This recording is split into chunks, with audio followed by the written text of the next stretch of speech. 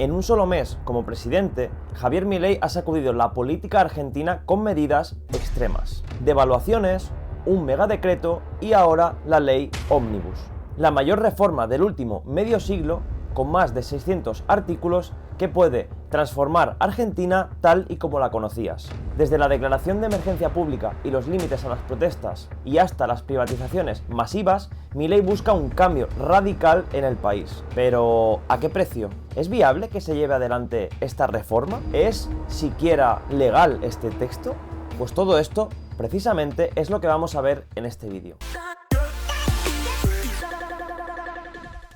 Apenas lleva un mes como presidente y ya ha revolucionado el gallinero. Primero fueron las medidas de emergencia para hacer frente a la crisis económica, entre ellas una marcada devaluación del peso argentino, de la que por cierto ya hablé en vídeos anteriores. Luego vino el polémico megadecreto con el que el Poder Ejecutivo buscaba modificar o derogar 366 leyes que regulan distintos sectores de la economía. Y ahora Javier Milei envió al Congreso una ley Ómnibus, es decir, un proyecto con muchas leyes con la que busca una transformación a fondo del país. Los más de 600 artículos de la nueva ley proponen reformas profundas en materia tributaria, laboral, penal, energética y electoral, e incluyen la petición de permitirle al Poder Ejecutivo legislar sobre asuntos que, hasta ahora, solo estaba al alcance del Congreso. El propio Milei, de hecho, señaló que este proyecto legislativo es el más profundo de todos, ya que contiene 2/3 de todas sus propuestas de reforma. De hecho, lo bautizó él mismo como el proyecto de reformas más ambicioso de los últimos 40 años. ¿Pero en qué consiste todo este proyecto? Pues verás, como hacerlo punto por punto sería aburridísimo para ambos, te voy a contar las 4 claves para que entiendas qué propone y por qué está siendo tan polémica la ley Ómnibus de Javier Milei. 1. Emergencia pública. Entre todos los artículos de la llamada Ley de Bases y Puntos de Partida para la Libertad de los Argentinos, que es el nombre oficial de este proyecto, destaca uno que preocupa especialmente a los críticos de Milei, y es el que pide declarar la emergencia pública en materia económica, financiera, fiscal, previsional, de seguridad, defensa, tarifaria, energética, sanitaria, administrativa y social. Básicamente todos los campos más relevantes. La ley pide que esa emergencia se extienda hasta el 31 de diciembre de 2025, es decir, que tenga una duración de 2 años, prorrogable otros 2 años, y que por tanto podría hacer que todo el mandato de Javier Milei estuviese bajo esta emergencia pública. Vale, muy bien, pero ¿qué quiere decir todo esto? Si esto se aprobara y después se prorrogara, podría significar que Milei en sus 4 años de mandato tendría no solo el poder ejecutivo, sino también el legislativo. Por lo tanto, tendría 2 de los 3 poderes bajo su control. Por lo cual, esta parte del proyecto de ley va a ser, con diferencia, una de las que más se le resistan. Pero, en caso de conseguir sacarse adelante, esto sería la puerta de entrada para llevar a cabo las privatizaciones y el control sin apenas resistencia,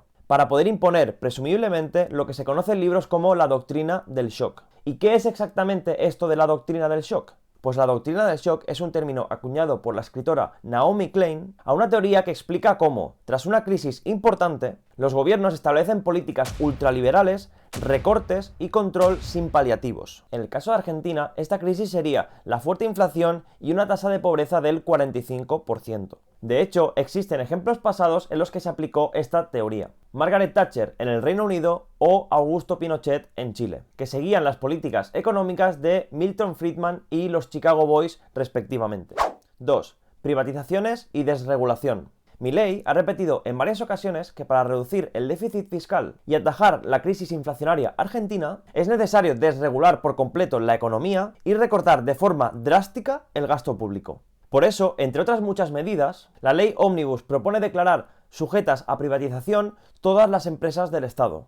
Esto se trata ni más ni menos que de unas 40 compañías públicas, entre ellas la petrolera YPF, Aerolíneas Argentinas, el Banco Nación, el Correo Argentino, la Casa de la Moneda, que es la que imprime los billetes, la Agencia Estatal de Noticias Telam, la Empresa Nacional de Agua y la Compañía de Ferrocarriles Argentinos. En otros aspectos económicos, la ley Ómnibus también propone el blanqueo de hasta $100.000 en activos, lo que eliminaría impuestos a quienes declaren bienes o dinero efectivo por debajo de ese monto. Y entre otros puntos económicos que se tocan, el que genera más resistencia es la suspensión de la Ley Previsional de Movilidad Jubilatoria, la cual es la que permite actualizar las jubilaciones y otras prestaciones sociales cada 3 meses, en función de algunos indicadores macroeconómicos. Pero, ¿por qué hacer esto? Suena locura, ¿no? Pues bien, el gobierno defiende esto porque la actual ley tiene en cuenta, además del crecimiento de la inflación, el crecimiento de los salarios, que es donde está la clave. Actualmente, el crecimiento de los salarios está bastante atrasado con respecto a la inflación, y esto va a seguir empeorando en los próximos meses a medida que la inflación siga subiendo sin control. Pero, como habitualmente sucede, de la teoría a la práctica hay un trecho, por lo que esperemos que este no sea el caso y la inflación aminore.